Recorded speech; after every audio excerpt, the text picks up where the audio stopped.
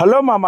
Movie starting లో ఒక training జరుగుతున్న ఆర్మీ క్యాంప్ ని చూస్తాం. ఒక మేజర్ తెచ్చి ఒక బాంబుని అక్కడ వేస్తాడు. 10 సెకండ్ల తర్వాత అది పేలిద్దని చెప్తాడు. దాంతో ఒక వ్యక్తి వచ్చి ఆ బాంబు మీద పడతాడు. అక్కడ కానీ బాంబు పేలదు. ఇదంతా ఒక టెస్ట్.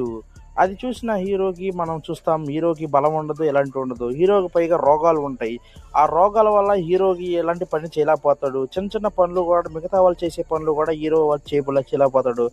కానీ హీరోకి మాత్రం నమ్మకం ఉంది, తను చేయగలని. కానీ నమ్మకం వాడ ఒకటే సరిపోదుగా, బలం కూడా ఉండాలి. దాంతో తెలివితేటలు ఉన్నాయి లేవో హీరోకి చదువుని ఒక టెస్ట్ పెడతారు. ఒక పోల్ ఉంది, ఆ పోల్ మీద ఉన్న ఫ్లాగ్ని తేవాలి.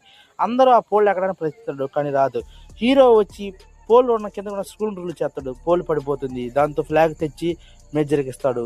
ఆ చూసిన సైంటిస్ట్కి అర్థమవుతుంది తినకున్న తెలివితేటలో అమూల్యమైనవని. దాంతో తనకి సూపర్ సిరంజర్ని ఎక్కిస్తారు.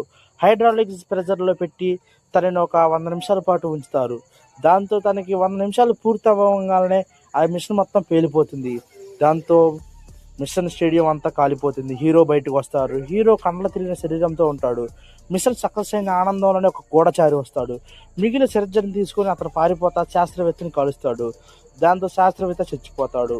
శాస్త్రవేత్త చివరగా హీరోకి నీ నమ్మకాన్ని నువ్వే నమ్మాలి అని చెప్తాడు. దీంతో మూవీ ఎండ్ అవుతుంది. హీరో